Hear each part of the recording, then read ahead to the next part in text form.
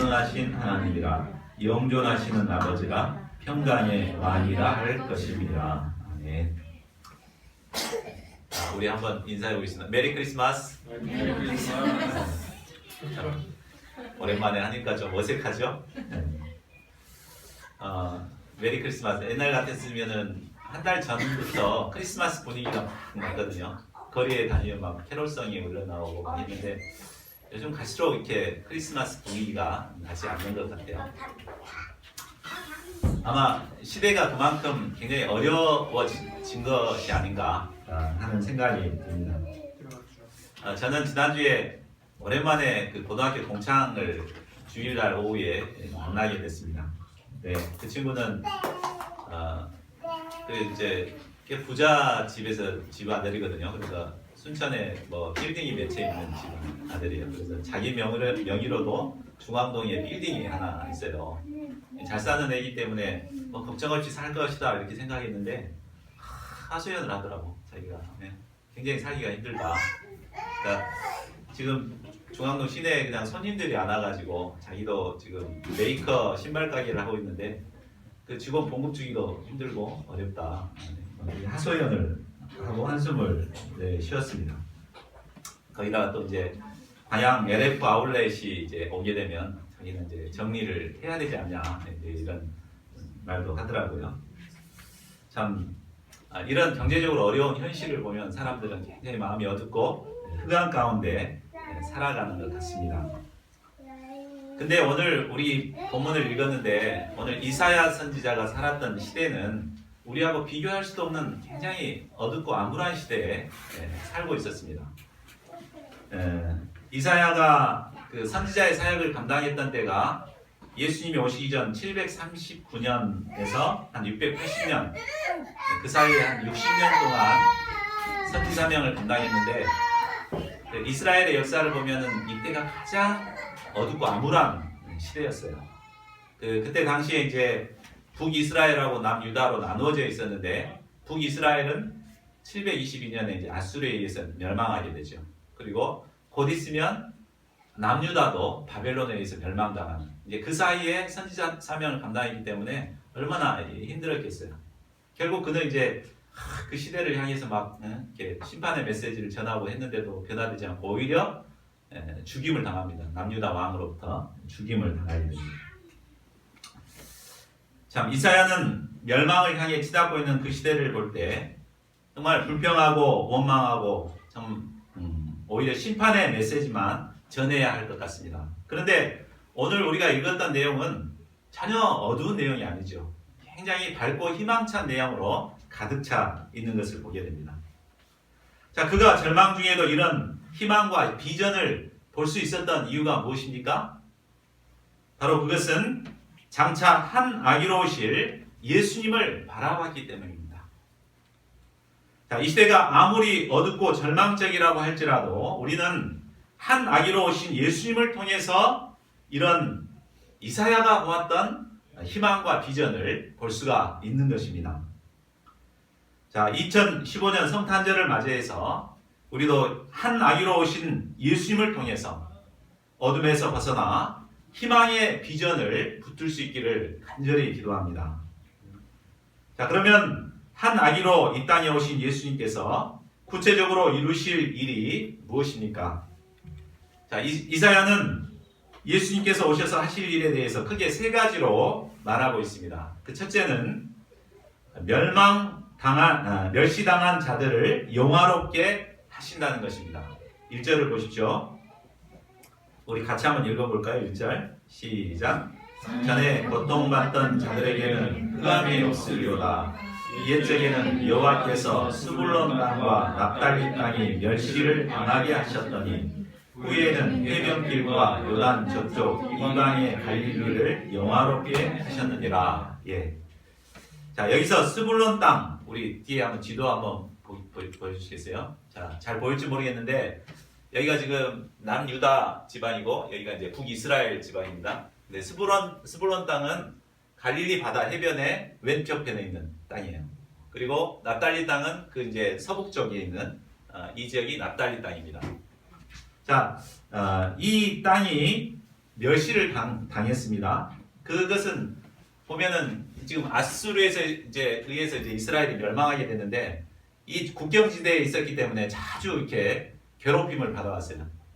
그러니까 수시로 이렇게 쳐들어와가지고 막 유린하고 그러다 보니까 순수 혈통을 잃어버리는 혼혈족들이 돼버리고 이방 문화가 들어와 있고 그렇게 돼버렸어요. 그러니까 고통은 고통대로 당하고 또 유대인들로부터는 같은 동족이지만 이방인 취급을 받는 이런 고통과 멸시를 받고 흑암의 땅이 되어버렸습니다. 자, 그렇다면은 이 땅이 흑암의 땅이 되어버린 이유는 과연 무엇입니까? 열왕기하 15장에 보면 이제 북이스라엘이 멸망을 당하게 된 원인에 대해서 말씀해주고 있습니다. 열왕기하 15장 28절을 보십시오. 북이스라엘의 왕들은 여호와 보시기에 악을 행했습니다. 특히 그들은 그들의 조상 여로보암의 죄에서 떠나지 않았다고 했습니다. 그래서 결국 이 죄로 말미암아 북이스라엘이 멸망을 당하게 됩니다. 근데 과연 여로보암의 죄가 뭔가? 여로보암의 죄가 뭔가? 그것은 한마디로 우상 숭배를 하는 죄였습니다. 여로보암은 북이스라엘의 초대 왕이었어요. 그런데 이스라엘의 율법에 의하면은 모든 이스라엘의 12살 이상의 남자들은 성전에 가서 1년에 3번씩 예배를 드려야 됐습니다. 자, 그렇게 되면 어떻게 되겠어요? 북이스라엘이 남자들이 다 아래로 내려가 버리면은 나라를 유지할 수가 없겠죠. 그렇기 때문에 한 가지 꾀를 낸 게 뭐냐면은 우상 숭배를 조장하게 한 것입니다. 그래서 각 지역마다 산당을 만들어 가지고 우상을 섬기게 됐어요. 그 가나안의 우상을 그래서 바알과 아세라. 바알은 풍요를 주는 신, 바알은 이제 농사의 신이죠. 농사를 지켜야 하는 신. 또 아세라는 이제 풍요를 주는 신. 그래서 이것을 하나님도 섬기면서 이것도 같이 섬기도록 그렇게 이제 조장을 해버렸습니다. 자, 그 결과 여로보암은 자기는 22년간 안정되게 왕권을 유지할 수가 있었습니다. 그런데 그 죄로 말미암아 그 집안은 완전히 풍비박산나게 됩니다. 자식은 병들어 죽게 되고 그 남자들은 그 집안의 남자들은 이제 씨가 마르게 되고 결국 집안이 패망에 이르게 됩니다. 그리고 결국 그 죄가 그 악영향을 발휘해서 후대의 왕들도 다 똑같은 죄를 범하게 되고 결국 그것으로 말미암아서 이스라엘이 이제 멸망을 당하게 된 것입니다. 결국 지도자 한 사람의 죄로 인해서 그 가문과 나라가 망하게 된 것입니다. 지도자의 중요성이 그만큼 중요합니다. 그러니까 우리가 지도자들을 위해서 간절히 기도해야 될 이유가 여기 있어요.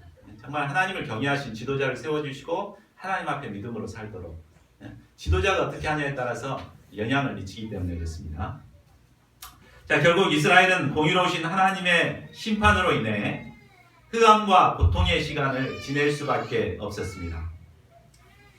그러나 은혜가 풍성하신 하나님께서는 때가 되면 엄청난 반전의 역사를 이루십니다. 자, 1절 하반절을 보십시오. 후에는 해변길과 요단 저쪽 이방의 갈릴리를 영화롭게 하셨느니라. 하나님께서는 가장 멸시를 당했던 그 땅들을 이제 영화롭게 하신다고 하십니다. 자, 그렇다면 어떻게 영화롭게 됩니까? 어떻게 영화롭게 되죠? 바로 예수님께서 오심으로 그 땅이 영화롭게 된 것입니다. 바로 예수님께서는 갈릴리에서 사역을 하셨습니다. 갈릴리에서 자라나셨고 또 갈릴리에서 첫 복음의 역사를 시작하셨고 그곳에서 제자들을 부르셨고 그곳에서 복음을 전하시고 메시아의 사역을 이루셨습니다. 그러니까 그 땅이 얼마나 영광을 받았습니까? 메시아가 그곳에서 복음의 사역을 시작하고 이루셨기 때문에 얼마나 영광스러운 곳이 되어버렸습니까? 자, 이처럼 어떤 절망적인 땅이라 할지라도 예수님께서 오시게 되면 그 땅은 영화로운 땅으로 변하게 됩니다. 자, 과거 우리나라도 얼마나 고통과 멸시를 받았던 나라였습니까? 수많은 적들의 침입을 받아왔었고 일제 36년 동안 주권을 잃고 고통 속에 있었지 않습니까? 또 그 뒤에 남북 전쟁으로 인해서 전쟁에서 폐허가 되어버렸습니다. 그때는 우리나라가 이 지구상에서 가장 못 사는 나라였어요. 가장 못 사는 나라였는데 예수님께서 이 나라에 오셨기 때문에 이 나라가 영화롭게 된 것입니다. 지금 이렇게 영화롭게 된 이유가 예수님이 오셨기 때문에, 우리가 복음을 받아들이고 예수님을 구주로 영접했기 때문에 이 나라가 가난에서 벗어나고 오늘날처럼 영화를 누리게 되었습니다. 이처럼 아무리 절망적인 땅이라 할지라도 예수님을 모셔드리면 영화의 땅이 되는 것입니다. 아무리 그 가정에 참 어려움이 있고 절망적인 상황들이 많다 할지라도 그 가정에 예수님을 모셔드리면 바로 그 가정이 영화롭게 되는 것입니다. 그러므로 우리 각 가정에 예수님을 모셔드리는 건 정말 중요합니다. 우리 가정은 왜 이럴까? 왜 이럴까? 이렇게 막 고민만 할 것이 아니라 예수님을 모셔드리면 되는 거예요. 그래서 가정에서 예수님을 모셔드리고 예수님과 함께 거하는 게 참 중요합니다. 그래서 가정 예배가 중요한 것 같아요. 그래서 정말 새해에는 우리 목사님들 가정에서 정말 그 가족이 모여서 가정 예배를 드리고 예수님을 모셔드리는 그런 가운데 영화를 누리는 가정들이 될 수 있기를 기도합니다. 자, 둘째로 흑암에 행하던 백성에게 큰 빛이 비추게 됩니다. 2절을 보십시오. 흑암에 행하던 백성이 큰 빛을 보고 사망의 그늘진 땅에 거주하던 자에게 빛이 비추도다. 자, 빛이 전혀 없는 흑암에 행하는 사람들이 겪는 문제가 무엇입니까? 빛이 없다고 생각해봐요. 그러면 얼마나 고통스럽겠습니까? 자기가 존재하고 있는데 자기가 어떤 모습인지 몰라요. 얼굴에 뭐가 묻었는지 어쨌는지 알 수가 없습니다. 그리고 분명히 어딘가로 가야 되겠는데 어디로 가야 될지도 모르겠고 내가 어디서 왔는지도 모르겠고 그러다가 이제 여기가 길인가 싶다 그래서 가다가 그냥 막 부딪히고 넘어지고 꼬꾸라지고 이렇게 되는 거죠. 그래서 사람들은 이런 어둠 가운데 거하고 있습니다. 또 어둠 가운데 거하게 되면은 어둠의 세력의 지배를 받게 되죠. 두려움, 허무, 절망, 무의미, 묻자돌림의 그 고통 속에 거하게 됩니다. 자, 오늘날 사람들은 문명의 혜택으로서 밤에도 휘황찬란한 빛을 켜놓고 살아가고 있지만 그 내면은 칠흑 같은 흑암 가운데 살아가고 있습니다. 인생의 참된 존재와 의미와 목적도 모른 채 그저 무의미하게 하루하루를 살아가고 있습니다. 내면의 어둠으로 인해 우울증과 정신질환에 시달리며 심하면 자살을 하기도 합니다. 그래서 우리나라가 자살 1위 나라가 돼버렸잖아요. 정신과 막 병원에서는 정신과 의사들 모셔드리는 거 정신과가 지금 잘 나가더라고요. 우리 순천 의료원에서 정신과 의사 모집하고 있는데 아직도 안 하는 거 계속 이렇게 모집을 하고 있고. 그러니까 정신질환자가 이만큼 많아지고 있어요. 왜냐하면 이렇게 잘 사는데 왜 이런가? 그것은 어둡기 때문에, 어두운 가운데 거하고 있기 때문에 그런 것입니다. 이처럼 흑암에 행하는 자들에게 필요한 게 무엇입니까? 바로 빛입니다. 그런데 예수님께서는 큰 빛으로 오셔서 우리 내면의 모든 어둠을 몰아내십니다. 칠흑같이 어둠이 드리워져 있다 하더라도 태양이 떠오르면 어떻게 됩니까? 모든 어둠이 순식간에 물러가고 모든 것이 밝히 드러나게 됩니다. 이처럼 큰 빛 되신 예수님의 빛이 우리의 내면에 비추일 때 우리 내면의 모든 어둠이 물러가게 됩니다.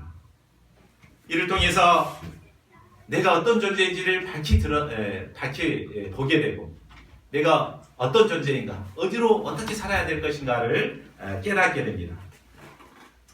예수님의 빛으로 인해 내면에는 참 기쁨과 행복이 넘치게 됩니다.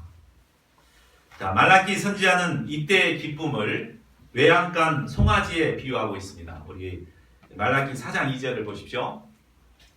내 이름을 경외하는 너희에게는 공의로운 해가 떠올라서 치료하는 광선을 비추리니 너희가 나가서 외양간에서 나온 송아지같이 뛰리라. 에너지가 팔팔 넘치는 송아지를 우리 간에 가둬놓으면 어떻습니까? 그냥 괴로워서 발광을 하잖아요. 그러다가 탁 우리를 열어놓고 밖에 내놓으면은 좋아서 막 팔짝팔짝 뛰답니다. 바로 이처럼 우리가 예수님의 복음의 빛을 받을 때 이런 기쁨을 정말 심령 깊은 곳에서 솟아나는 기쁨을 누리게 되는 것입니다. 저희가 성탄절을 맞이해서 우리의 내면에도 예수님을 모시는 큰빛 대신 예수님을 통해서 이런 기쁨을 누리는 저희들이 될 수 있기를 간절히 기도합니다. 또한 아직도 어둠 가운데 행하고 있는 사망의 그늘에 앉아있는 사람들을 초청해서 그들에게도 생명의 빛, 큰 빛 대신 예수님을 증거하고 기쁨을 누리게 하도록 도와야 되겠습니다. 자, 셋째로 나라를 창성하게 하십니다. 자, 3절에서 나오는 이 나라는 어떤 나라입니까? 바로 예수님을 통해서 이루시는 하나님의 나라를 말하고 있습니다. 하나님께서는 바로 예수님을 통해서 이루는 하나님의 나라를 창성하게 하신다고 말씀하십니다. 근데 과연 오늘날 하나님의 나라인 우리 교회를 보면 창성해 가고 있는가 의심이 들 수 있습니다. 그렇죠? 교인들의 숫자는 갈수록 줄어들고 교회는 어렵습니다. 근데 과연 하나님 창성하게 하신다면 계속해서 이렇게 성장해 나가야 될 텐데 왜 이런가? 이거 지금 말씀이 좀 뭔가 문제가 있는 거 아닌가? 이렇게 생각할 수 있죠. 그러나 그렇지 않습니다. 저는 우리나라가 내외적인 어려움으로 인해서 교회가 어려움을 당하고 교인들의 숫자가 줄어드는 것은 바로 하나님께서 참된 하나님의 나라를 만들어 가시고 있는 과정이라고 생각합니다. 그동안 우리나라는 기복주의와 물질주의의 거품이 많이 쌓여 왔습니다. 그래서 교회에서 악취가 났습니다. 그래서 사람들로부터 손가락질 받는 교회가 되어버렸어요. 근데 하나님께서는 이런 어려움들을 통해서 이 거품들을 싹 몰아낼 것입니다. 그래서 정말 하나님을 믿는 리얼 크리스찬들, 정말 예수 그리스도를 닮은 하나님의 백성들로 우리를 빚어가실 것입니다. 그 숫자는 많지 않을 거예요. 적지만 정말 하나님을 경외하는 하나님의 나라를 계속해서 만들어가고 계신 것입니다. 저는 몇 년 전 유럽을 여행하면서 그것을 뼈저리게 느꼈습니다. 제가 유럽을 처음 갈 때 그런 소리 많이 들었거든요. 유럽 교회는 망했다. 그 교회 가면은 다 노인들만 있고 그렇다. 이런 얘기를 듣고 가서 과연 그런가 싶어가지고 교회들을 방문해 봤어요.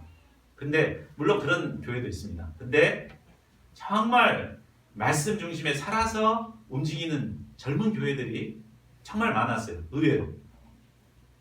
특히 독일 우리 기도하는 박다혜 선교사가 다니는 교회가 어떤 교회가를 봤더니 독일 현지 교회인데 UBF 초창기에 그 훈련을 거기서 하고 있는 걸 봤습니다. 철저하게 말씀 훈련을 하고 그것도 말씀을 통해서 받은 은혜를 또 소감으로 발표하게 하고 이런 교회가 있더라니까요. 유럽에가. 그 교회는 훈련을 안 받으면 교인으로 취급을 안 해요. 그래서 박다혜 선교사는 훈련을 받아서 정식 교인이 됐는데 루디아 선교사는 애들 키우느라고 훈련을 안 받아가지고 정식 교인이 안 됐답니다. 그 정도로 아주 철저하게 훈련하는 그런 교회가 유럽에 있더라니까요. 그러니까 하나님께서도 우리 한국 교회를 그렇게 만들어갈 것입니다. 또 우리 교회가 그런 교회들이 돼야 돼요. 정말 하나님의 정말 그리스도인다운 그리스도인들이 빚어지고 또 영향력 있는 크리스찬들을 만들어가는 이런 하나님의 나라가 이루어져야 되는 것입니다. 그래서 하나님께서는 지금도 쉬지 않고 하나님 나라를 창성케 하고 계신 것입니다. 저희 교회도 정말 하나님께서 만지심으로 인해서 정말 하나님의 나라, 창성해가는 하나님의 나라가 될 수 있기를 기도합니다. 자, 우리가 하나님께서 쓰시는 도구가 되어서 우리를 통해 그리스도의 나라가 창성하게 되면 우리는 이를 통해서 큰 기쁨을 누리게 됩니다. 여기서 그 기쁨을 농부가 열심히 일해서 풍성한 추수를 거두는 추수의 기쁨과 또 전쟁을 통해서 적을 완전히 물리쳐서 전리품을 서로 나누는 그런 기쁨으로 표현하고 있습니다. 우리가 이런 기쁨을 누릴 수 있기를 기도합니다. 자, 4절을 보십시오. 여기서 그들이라는 말이 나오는데 이 그들이란 그리스도를 영접하고 하나님의 백성들이 된 자들을 말합니다. 우리는 양들을 도울 때 변화되지 않는 양들로 인해서 마음고생을 할 때가 참 많습니다. 참 변화되리라고 생각하고 막 돕는데 1년이 지나 2년이 지나도 참 변화되지 않는 경우가 많습니다.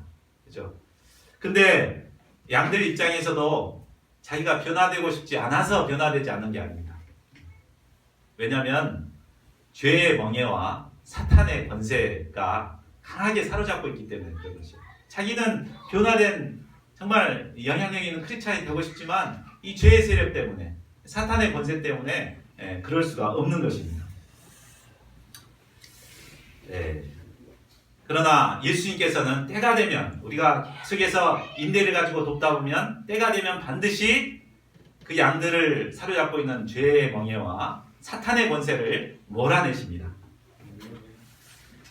모든 죄의 멍에를 벗기시고 압제자 원수 사탄의 막대기를 꺾으심으로 사탄의 세력에서 벗어나게 하십니다.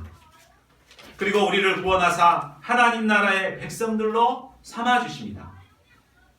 이때 우리는 3절에서 말한 대로 추수하는 기쁨과 탈취물을 나눌 때의 즐거움을 누릴 수 있게 됩니다. 자, 목자에게 있어서 가장 큰 즐거움이 무엇입니까? 정말 해산의 고통을 해가면서 키워왔던 양들이 정말 하나님의 도우심으로 사탄에서 노임을 받아가지고 구원의 은혜를 누리고 참 성장해서 목자가 되고 이런 모습을 보면 그동안의 아픔과 수고가 싹 사라지고 정말 이 즐거움을 추수하는 즐거움, 탈취물을 나누는 이런 즐거움을 누리게 되는 것입니다. 목자는 이런 것 때문에 목자 생활하는 것이에요. 우리가 목자님들이 이런 기쁨을 누릴 수 있기를 간절히 기도합니다. 자, 5절은 심판을 통해 적들이 패망하고 전쟁이 종식될 것을 말하고 있습니다. 자, 예수님께서는 장차 이 땅의 모든 원수들을 불로써 심판하실 것입니다. 자, 요즘 IS가 굉장히 두려움을 주고 있는데 IS는 참 그리스도를 대적하는 가장 큰 적군과 같습니다. 지금은 살기 등등해서 힘을 펼치고 있지만 그러나 아무리 강한 그들이라 할지라도 장차 예수님께서는 그들을 불로써 심판하실 것입니다. 여기서 불의 섭같이 살라질 것이다 그랬는데 이 섭은 바로 땔감을 말합니다. 장차 그리스도께서 재림하실 때 모든 원수들은 영원히 꺼지지 않는 불의 땔감들이 될 것입니다.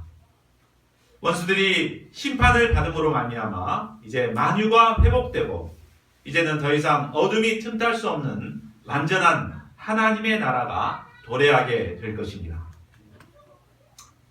자, 그러면 이런 일들이 구체적으로 누구를 통해서 이루어지게 됩니까? 자, 결론이죠. 6절을 함께 읽겠습니다. 시작. 이는 한 아기가 우리에게서 낳고 한 아들을 우리에게 주신 바 되었는데 그의 어깨에는 정사를 메었고 그의 이름은 기묘자라 모사라 전능하신 하나님이라 영존하시는 아버지라 평강의 왕이라 할 것이니라. 앞서 하나님께서 예수님을 통해 이루고자 하시는 비전에 대해서 이 비전에 비해서 이 한 아기는 너무나 보잘것없고 초라해 보입니다. 이 한 아기가 무슨 힘이 있다고 이런 일을 할 수 있겠는가 이렇게 생각할 수 있습니다. 하나님께서는 이 세상을 구원하시기 위해서 한 아기를 보내주셨습니다. 예수님께서는 한 아기처럼 연약한 모습으로 오셨습니다. 그래서 너무나 가난한 집안에서 발구위에서 태어나셨습니다. 저주받은 땅인 이방의 갈릴리에서 가난한 목수의 아들로 사셨습니다. 이 예수님을 가리켜 이사야서 53장 2절은 연한 순 같고 마른 땅에 나온 뿌리 같아서 고운 모양도 없고 풍채도 없은즉 우리가 보기에 흠모할 만한 아름다운 것이 없도다 라고 했습니다. 이처럼 연약한 한 아기로 오셨습니다. 그러나 예수님의 본래 모습은 연약한 분이 아니십니다. 예수님의 어깨에는 정사를 메었습니다. 여기서 정사는 통치권을 상징하는 것으로서 이렇게 보면 어깨띠에 막 이렇게 그 끈을 이렇게 묶는 거 있잖아요. 이것은 이제 통치권을 상징하는 것입니다. 예수님은 하나님의 연약한 모습으로 오셨지만 하나님 나라의 통치권을 가지고 계신 분이십니다. 세상의 권세를 잡은 자들은 힘과 권위로서 그 나라를 다스립니다. 선거 땐 간이고 쓸개고 다 빼줄 것처럼 이렇게 머슴이 되겠다, 종이 되겠다 하지만 정작 권세를 잡으면 어떻게 됩니까? 오로지 자기 중심과 독선으로 나라를 다스립니다. 그러나 예수님은 하나님 나라를 다스리는 큰 권세를 가지셨지만 어떻게 나라를 다스립니까? 우리 6절 하반절을 보십시오. 자, 이사야는 하나님 나라의 통치권을 가지신 예수님이 어떤 분이신가 그 이름을 통해서 예수님을 증거하고 있습니다. 자, 첫째로 예수님은 원더풀 카운셀러, 즉 놀라운 상담자가 되십니다. 자, 여기서 기묘자, 모사라는 이름은 구별해서 해석할 수도 있고 합쳐서 해석할 수도 있습니다. 기묘자라는 말은 원더, 놀라운 이런 뜻입니다. 그리고 모사는 카운셀러, 즉 조언자, 상담자라는 뜻입니다. 이를 합쳐서 해석하면 영어에는 합쳐서 이렇게 해석이 있죠. 그래서 원더풀 카운셀러, 놀라운 상담자가 되신다고 말하고 있습니다. 자, 한치 앞을 내다보기 어려운 시대를 살아가고 있는 현대인들에게는 상담자가 절실히 필요한 것 같습니다. 그래서 요즘 인기 직종의 하나가 상담사죠. 그래서 뭐 청소년 상담, 진로 상담, 유학 상담, 결혼 상담, 이혼 상담, 노후 상담, 상담실이 굉장히 많습니다. 이런 상담사들이 전문 교육을 받고 도움이 필요한 자들에게 상담을 해주고 있습니다. 자, 그러나 사실 저도 진로 지도 1급 상담자거든요. 네, 1급까지 교육을 받았지만 사실 저 앞가림도 잘 못하는 사람일 뿐입니다. 이런 자가 어떻게 진정한 도움이 될 수 있겠습니까? 그러나 예수님은 모든 인생의 문제를 명쾌하게 해결해 주시는 원더풀 카운셀러가 되십니다. 우리 요한복음 4장에 보면 예수님이 어떻게 상담을 잘하고 어떤 상담자가 되신가 잘 드러나 있죠. 사마리아 여인을 도우신 예수님의 모습을 보면 그 사마리아 여인은 동네 사람들에게 왕따를 당해서 사람이 보지 않는 시간을 타서 이제 물을 들어왔습니다. 그의 내면에는 남편 문제, 인간 갈등의 문제, 또 예배 문제, 이런 문제들, 경배의 문제, 이런 문제들을 갖고 있었습니다. 그런데 예수님께서는 조곤조곤 그와 대화를 통해서 그의 내면의 모든 문제를 해결해 주십니다. 여인은 예수님과의 대화를 통해서 인생의 모든 문제를 해결받고 인생 문제가 해결돼서 물동이를 버려두고 사람들에게 뛰어가서 예수님을 증거하는 사람으로 변화되었습니다. 참 얼마나 원더풀 카운셀러가 되십니까? 세상의 상담자들에게 상담을 받으려면 굉장히 까다롭습니다. 시간도 내야 되고 돈도 지불을 해야 됩니다. 그러나 이렇게라도 해서 문제가 해결된다면 얼마나 좋겠습니까? 그러나 앞서 얘기했지만 상담자 자신도 자기 앞가림 못하는 사람들이거든요. 진정한 해결책을 주지 못합니다. 그러나 예수님께서는 우리의 모든 문제를 해결해 주시는 원더풀 카운셀러가 되십니다. 자, 우리 중에는 여러 가지 문제를 안고 고민하고 살아가는 사람도 있습니다. 가정에서 자녀 문제 참 심각한 문제죠. 또 직장의 문제로 고민하신 분들, 승진의 문제로 고민하신 분들, 또 노후 문제로 고민하신 분들이 있습니다. 그러나 우리가 고민만 하지 말고 원더풀 카운셀러가 되시잖아요. 예수님 앞에 나가서 이런 고민들을 털어놓으시기를 간절히 기도합니다. 자, 둘째로 예수님은 전능하신 하나님이 되십니다. 이는 예수님의 정체성에 대한 이름입니다. 자, 우리는 올해 요한복음과 히브리서 말씀 공부했잖아요. 근데 히브리서 1장도 그렇고 요한복음 1장에서도 예수님을 바로 하나님이 되신다고 증거하고 있습니다. 요한복음에 보면 그는 태초에 하나님과 함께 계셨고 만물이 그로 말미암아 지은 바 되었으니 지은 것이 하나도 그가 없이는 된 것이 없느니라 이렇게 증거하고 있고, 히브리서는 또 그로 말미암아 모든 세계를 지으셨느니라 이는 하나님의 영광의 광채시요 그 본체의 형상이시라. 여기뿐만 아니라 신약의 수많은 곳에서 예수님이 바로 하나님 되심을 증거하고 있습니다. 근데 신약에서만 증거하느냐? 그게 아니에요. 구약에서도 예수님께서 하나님이 되신다는 것을 증거하고 있죠. 바로 이 부분에서 그렇죠. 전능하신 하나님이십니다. 예수님은 전능하신 하나님이 되신다고 증거하고 있습니다. 예수님은 바로 말씀 한마디로 천지 만물을 창조하신 창조주 하나님이십니다. 큰 불가능이 없으십니다. 큰 권능을 갖고 계십니다. 그런데 우리는 예수님을 믿는다고 하면서도 예수님의 능력을 제 안에서 생각할 때가 얼마나 많습니까? 이 문제만큼은 예수님도 어쩔 수 없을 거야 생각하고 예수님의 도움을 구하지 않습니다. 그리고 그냥 나름대로 자기 힘으로 어떻게 해결해 보려고 노력합니다. 그러나 우리가 믿는 예수님은 창조주 하나님이십니다. 모든 능력을 갖고 계신 분이십니다. 우리가 이 믿음을 가지고 예수님의 능력을 덧입는 예수님께 도움을 구하는 저희들이 될 수 있기를 기도합니다. 자, 셋째로 예수님은 영존하시는 아버지가 되십니다. 아버지는 어떤 사람입니까? 그 가정의 가장으로서 그 가정에 필요한 모든 것을 공급하는 자입니다. 또 가족들을 보호하는 사람이 아버지죠.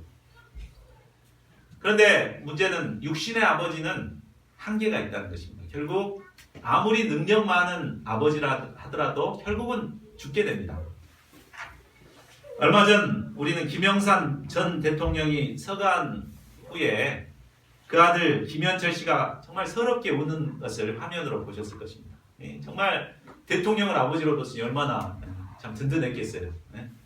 근데 그 아버지도 결국 죽을 수밖에 없는 거예요. 이처럼 육신의 아버지는 영원히 우리를 지킬 수가 없습니다. 그런데 예수님은 우리의 영존하시는 아버지가 되십니다. 영원토록 우리 곁에서 우리를 지켜주시고 우리에게 필요한 것을 공급해 주시는 아버지가 되십니다. 육신의 아버지는 자신이 부족하면 때로는 책망하고 호적에서도 파버리겠다고 하고 그렇죠. 그러나 예수님은 우리가 실수하고 넘어진다 하더라도 참고 인내해 주십니다. 또 때로는 세상 길로 탕자처럼 떠났다 할지라도 기다리고 계십니다. 그리고 돌아오면 책망하지 않고 언제나 그 따뜻한 품으로 맞아주시는 아버지가 되십니다. 우리에게 이런 아버지가 있다는 것이 얼마나 감사한 일입니까? 영존하시는 아버지 예수님을 가장으로 모시고 살아가는 성도들은 참으로 행복한 자들입니다. 자, 넷째로 예수님은 평강의 왕이 되십니다. 오늘날 현대인의 삶에는 참 평강이 없는 것 같습니다. 불안한 장래와 무한 경제사회 속에서 수많은 스트레스를 받고 살아가고 있습니다. 그러면 사람들이 평강을 얻지 못하고 이렇게 스트레스 가운데 살아가는 근본적인 이유가 무엇일까요? 그것은 우리 지난번에 이다니엘 선교사님이 메시지를 전했죠. 바로 왕 문제입니다. 그리스도를 왕으로 모시지 않고 자기가 왕이 돼서 이렇게 살아가려고 하기 때문에 스트레스를 받는 거예요. 자기가 모든 것을 책임지고 결정해야 되니 얼마나 스트레스가 쌓이겠습니까? 사사기 17장 6절은처럼 왕이 없으므로 자기 소견대로 살아가기 때문에 이런 스트레스를 받고 살아가는 것입니다. 사람들은 자기 소견에 따라서 살아가면 평강이 있을 것처럼 생각합니다. 그러나 전혀 그렇지 않습니다. 예수님은 우리에게 평강을 주시는 평강의 왕이 되십니다.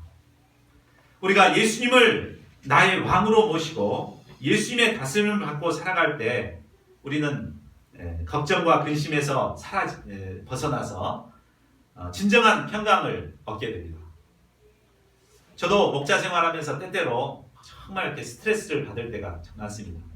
고민이 많고 걱정이 많고 이렇게 한숨 질 때가 참 많거든요. 그러나 이렇게 예수님께 나아가서 예수님을 왕으로 다시 새롭게 맞아들이고 영접하면은 금세 이 그 스트레스가 사라지고 평강이 찾아오는 것을 느끼거든요. 그러니까 우리가 이 예수님을 평강의 왕으로 모시고 살아가는 것이 얼마나 중요한가 깨닫게 됩니다. 저희 모두가 평강의 왕 예수님의 다스림을 받는 가운데 평강의 은혜를 누리는 자들이 될 수 있기를 기도합니다. 자, 7절을 보십시오. 저자는 계속해서 예수님께서 이루시는 하나님의 나라가 영원히 지속될 수밖에 없는 이유를 설명하고 있습니다. 그 정사와 평강에 더함이 무궁하며 또 다윗의 왕자와 그의 나라에 군림하여 그 나라를 굳게 세우고 지금 이후로 영원히 정의와 공의로 그것을 보존하실 것이라. 만군의 여호와의 열심히 이를 이루시리라. 세상 나라는 흥망성쇠를 거듭하고 있습니다. 절대 망할 것 같지 않았던 바벨론도 망하게 됐고 로마도 망했습니다. 그러나 예수님께서 이루시는 하나님의 나라는 영원 무궁합니다. 예수님은 다윗의 왕자와 나라에 군림하여 그 나라를 굳게 세우고 그 나라를 영원히 정의와 공의로 보존하실 것입니다. 이는 하나님의 열심히 이를 이루시기 때문입니다. 자, 결론을 맺겠습니다. 이사야는 가장 힘든 시기에 한 아기를 통해서 이런 놀라운 비전을 보았습니다. 그리고 한 아기를 주시겠다 예언한 말씀은 이사야 시대 이후에 730년 후에 예수님께서 동정녀 마리아의 몸을 빌려 한 아기로 탄생하심으로써 이루어지게 되었습니다. 이제 몇 주 후면 예수님의 탄생을 기념하는 성탄절이 다가오고 있습니다. 그런데 세상의 소식들을 보면 어둠 소식으로 가득 차 있는 것 같습니다. IS가 자행한 테러 소식으로 인해 온 세계가 불안에 떨고 있습니다. 서민 경제는 꽁꽁 얼어붙었는데 정치권은 폭력 시위냐 과잉 진압이냐를 놓고 뜨겁게 대립하고만 있습니다. 부채는 사상 최대를 기록하고 있고 청년들은 일자리가 갈수록 줄어들고만 있습니다. 이런 상황들만 바라보면 우리의 마음도 흑암의 고통 속에 휩싸일 수밖에 없습니다. 그러나 이 시간 저희들이 이사야처럼 한 아기로 오신 예수님을 바라볼 수 있기를 기도합니다. 그래서 예수님으로 인해서 소망과 비전을 덧입을 수 있기를 간절하게 기도합니다. 이 시간 한 아기로 오신 예수님을 영접함으로 모든 흑암의 고통에서 벗어나 참 평강을 누리는 하나님의 백성들이 되시기를 간절히 축복합니다. 이 시간 기도하는 시간 갖겠습니다. 우리가 현실의 어려움만 생각하고 어둠 생각에 사로잡혀 살 때가 얼마나 많았습니까? 그러나 이런 우리를 위해서 예수님은 이 땅에 오셨습니다. 한 아기로 오셨습니다. 이 예수님은 원더풀 카운셀러가 되시고 전능하신 하나님이 되시고 또 누가 되십니까? 우리의 그 영존하시는 아버지가 되시고 또 평강의 왕이 되십니다. 우리가 이 예수님을 영접하는 가운데 맞아들이는 가운데 이 평강의 은혜를 누리는 저희 모두가 되시기를 기도합니다. 이 시간 기도하며 주님께 나아가겠습니다. 하나님 아버지 주님께서